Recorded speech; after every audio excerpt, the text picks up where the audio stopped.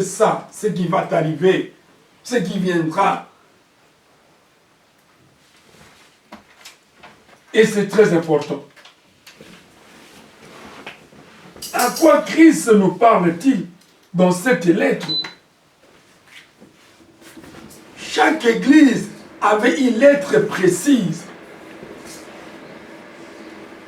que Christ parlait afin que cette église-là se conforme.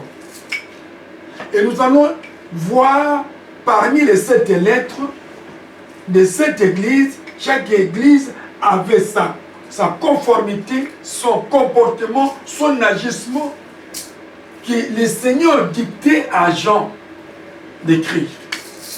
Alléluia. Amen. Nous voyons d'abord la première lettre.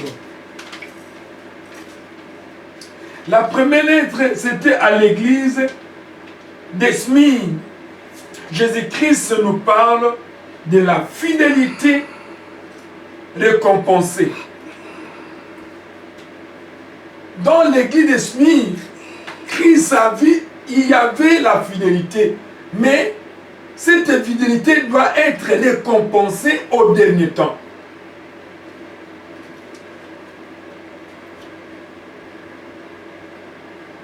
Apocalypse chapitre 2, verset 4. Au nom de Jésus-Christ. Amen. Apocalypse chapitre 2, verset 4. Et ce que j'ai contre toi, c'est que tu as abandonné ton premier amour. Amen. Amen. Que Dieu te bénisse. Amen. Dans la lettre d'église, oui, dans la lettre de l'église d'Éphèse d'abord, nous allons voir l'église d'Éphèse, l'église de Smyrne, l'église de Pergame, et ainsi de suite. Aujourd'hui, nous voyons 3 églises et avec 3 lettres que Jean a écrit dans l'île de Patmos par la révélation du Saint-Esprit. Et c'est Jésus-Christ lui-même qui était l'auteur de cet épître-là. Amen. Amen. C'est Christ qui dictait Jean. Christ avait pris Jean comme ça, son secrétaire. Écrivez ce que tu as vu et tu as entendu et ce qui va t'arriver et ce qui viendra. Et Jean commença à lire. Il a commencé à écrire. Il a commencé à écouter et voir. Jean avait reçu une grâce particulière de voir ce que le Seigneur lui disait. C'est pourquoi le don de la révélation est très important dans la vie chrétienne. Alléluia. Amen. Un peuple sans la révélation, c'est un peuple qui marche sans frein. Et dans l'église d'Éphèse, Jésus-Christ nous parle de désertion secrète. Il y a une désertion, c'est-à-dire l'église était déserte d'Éphèse. Il n'y avait plus de courage d'aller à la maison de l'Éternel. Il n'y avait plus la détermination qu'il avait autrefois. Il a pris une désert terrible. Les serviteurs de Dieu ne respectaient plus les énormes ecclésiastiques. Ils ne répondaient plus totalement à leur foi, de leur engagement total devant le Seigneur. Et c'est pourquoi on nous dit d'Apocalypse 4, mais ce que j'ai contre toi, c'est que tu as abandonné ton premier amour. Oui. Le premier amour jusqu'à présent, même auprès des serviteurs, même auprès des fidèles, n'agit plus comme c'était autrefois, dans la chaleur, lorsqu'on est converti fraîchement. Je me souviens, lorsque nous sommes convertis fraîchement, on entrait même dans les champs témoigner Jésus. On entrait même dans les champs prêcher l'évangile. On gagnait beaucoup de ça. Et par ailleurs, au Congo, on m'a donné encore des places pour ouvrir des assemblées. Sauf que le voyage qui m'a précipité. À Makala et à Debonon. Parce que la parole de Dieu, c'est panissé, ça allait de liaison Dieu. Les membres de l'église qui habitent loin disaient, papa, Nous voulons que vous puissiez placer aussi une église ici pour nous permettre pour le transport. Une de mes filles qui est à Londres avait vu la main de l'Éternel. Elle a donné des injonctions à sa maman. Maman, que dans notre parcelle là, que notre papa puisse ouvrir une assemblée. Jusqu'aujourd'hui, personne n'ouvrira une église. Pourquoi? L'évangile était éparpillé partout. Ces ailes-là de l'évangile n'est plus auprès des enfants de Dieu de ces jours. Ces ailes-là n'est plus auprès des serviteurs de Dieu de ces troisième millénaires. Ils commencent à moderniser la foi d'une autre façon. Moderniser la foi de leur manière. Oh, Christ a dit, ce que j'ai contre toi, la désertion secrète, tu as abandonné le premier amour. Chacun connaît son premier amour, tel que nous sommes ici dans l'église. Comment est-ce que tu as accepté Christ pour la première fois? La chaleur que toi tu avais l'autrefois. La détermination, la joie qu'il y avait autrefois. Tu ne permettais pas même de s'absenter. Absenter à l'église, vous sentez comme tu as manqué beaucoup de choses. C'est ça l'amour que Christ demande. Vous avez abandonné le premier amour. Vous avez abandonné le premier amour. Toujours dans l'Apocalypse, chapitre 2, versets 2 à 3. Du nom de Jésus-Christ. Amen. Apocalypse chapitre 2, versets 2 à 3. Je connais tes œuvres, ton travail et ta persévérance.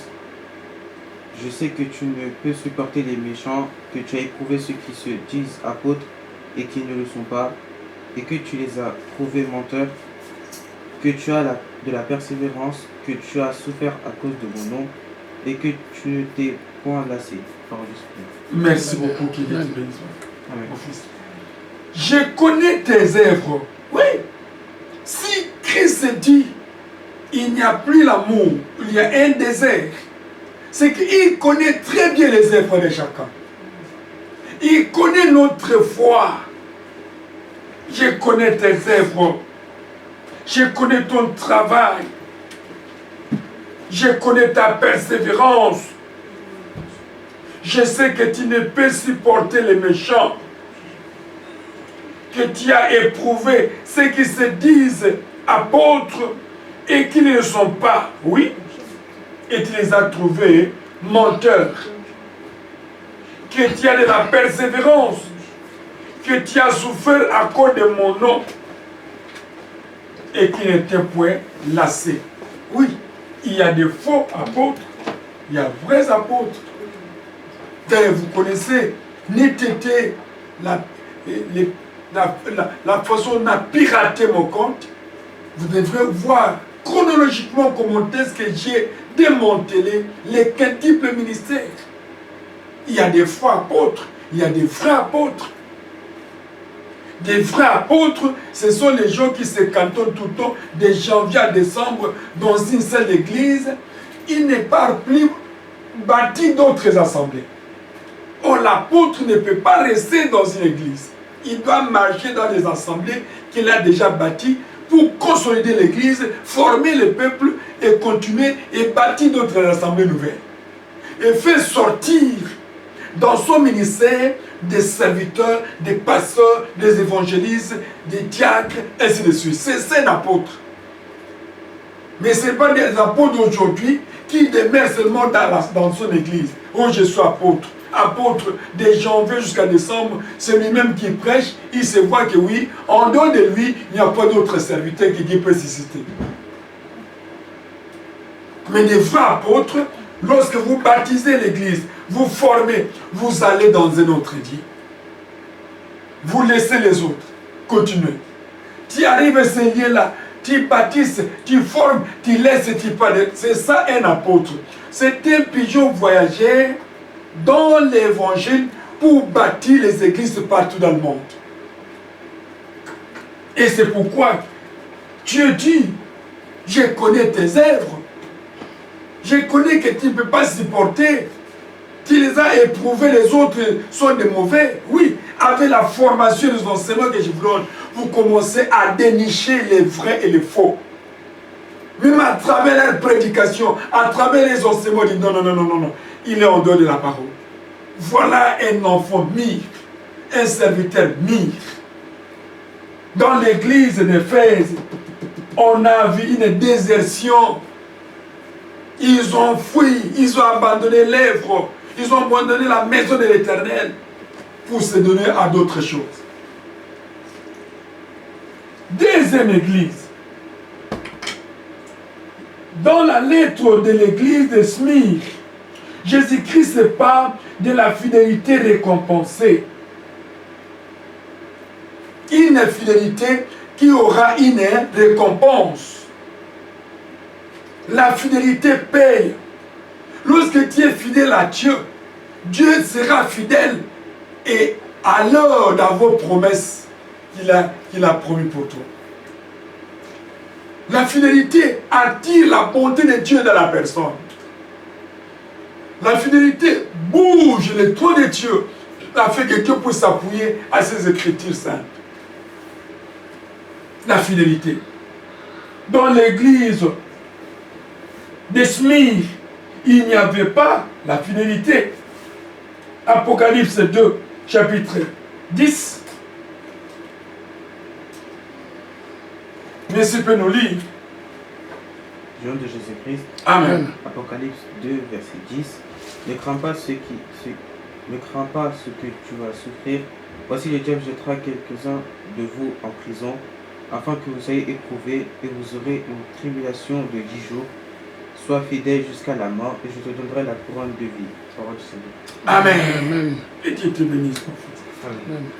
Ne crains point. Ici, nous voyons dans cette église, il y avait la crainte, il n'y avait pas la foi. La crainte, c'est le manquement de la foi. L'absence de la foi. Tu peux craindre Dieu, mais pas craindre le monde. Alléluia. Amen. Il y a des choses très importantes. Craignez Dieu, afin que Dieu soit votre secours dans des situations terribles. Mais ne craignez pas le monde avec tout ce qui se passe dans le monde. Parce que le monde passera avec tout ce que nous voyons. Mais la crainte de Dieu pousse à un chrétien de s'approcher de l'Éternel dans la prière, dans la communion fraternelle, dans la sainteté. Et lorsque tu crains Dieu, Dieu sera de votre camp. La Bible nous dit, Dieu intervient à tous les serviteurs chrétiens qui le craignent. Et c'est pourquoi il a dit ici, ne crains pas ce que tu vas souffrir, oui. Il sait qu'en craignant Dieu, la persécution viendra. Les diables cherchent que des chrétiens qui craignent Dieu pour les éprouver. Par exemple, Job. Job craignait Dieu. Et c'est pourquoi il était parti demander la permission qu'il puisse éprouver Job. Et Dieu a dit, mais cet homme ne me glorifie pas par la richesse, non. Il m'aime au fond de son cœur. Si vous craignez Dieu, et que la crainte de l'Éternel est en toi, Dieu va te donner la sagesse et l'intelligence. Amen. Ce sont des opportunités incroyables. Parce que la crainte de l'Éternel ouvre la faveur de l'Éternel à votre vie. Lorsque tu as la crainte de Dieu, le Seigneur va t'épargner dans n'importe quel combat qui t'arrive. Amen. En moins que votre Dieu est mort. Même je sais que mon Dieu est vivant.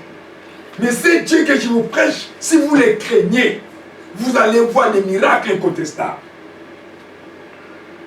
Par la crainte de l'Éternel, Dieu m'a épargné devant 7 sorciers pendant 3 ans qui m'attaquaient pour me faire mourir. Par la crainte de l'Éternel, Dieu m'a épargné devant du poison, devant la foudre et beaucoup d'autres cas pathologiques. C'est à cause de la crainte de l'Éternel. Ne crains rien. Il sait que le combat viendra. La souffrance viendra. Voici le diable jettera quelques-uns de vous en prison. Le diable est là pour détruire, égorger. il va jeter d'autres gens dans la prison, dans les tourments. Et nous voyons comment le diable agit dans notre pays, cher pays, le Congo. Ils enlèvent des reins, ils tuent les gens. Malgré on a arrêté les assaillants, on ne connaît pas la suite. Ça, c'est l'œuvre du diable. Et il ajoute encore, et vous aurez une tribulation de 10 jours. Sois fidèle jusqu'à la mort. Alléluia. Amen. Sois fidèle jusqu'à la mort. Il ne dit pas que sois fidèle seulement après une année, ou 3 ans, ou 5 ans, mais sois fidèle jusqu'à la mort. La fidélité, c'est le fruit de l'esprit. Lorsque tu es fidèle, notre Dieu sera aussi fidèle à tes promesses. Amen. Alléluia. Amen. Mais oui, Amen. là je vous dis franchement, lorsque tu es fidèle à Dieu, Dieu sera fidèle à tout ce que tu demandes. Amen. Papa, j'ai besoin de ça. Il te voit que tu es fidèle, il va agir afin que son nom soit glorifié. Amen. Et fortifie encore ta foi. Amen. La fidélité. C'est un élément très important. La fidélité dans les offrandes. La fidélité dans les actions de grâce. La fidélité dans les dîmes. La fidélité dans la lecture de la Bible. La fidélité dans la prière. La fidélité dans l'église de Dieu. Lorsque tu es fidèle, je vous dis, aujourd'hui, je prends ma Bible à témoin. Vous allez voir ce que Dieu fera de toi. Sois fidèle jusqu'à la mort. Il n'a pas dit que dans un laps de temps, parce qu'il y a des chrétiens maintenant qui sont devenus tantôt plus tôt, ils ne sont plus fidèles comme ils étaient autrefois. C'est pourquoi Christ condamne cet acte-là. Je te donnerai la couronne de vie. Alléluia. Amen. Je te donnerai la couronne de vie. Chacun de nous a sa couronne au ciel. De la manière dont vous servez Dieu. Je vous donne un témoignage. Il y avait un homme de Dieu que Dieu lui-même connaît. Dieu l'a pris par la révélation. Il a montré toutes les couronnes qui sont dans le paradis. Et le Seigneur a dit, choisis maintenant ta couronne.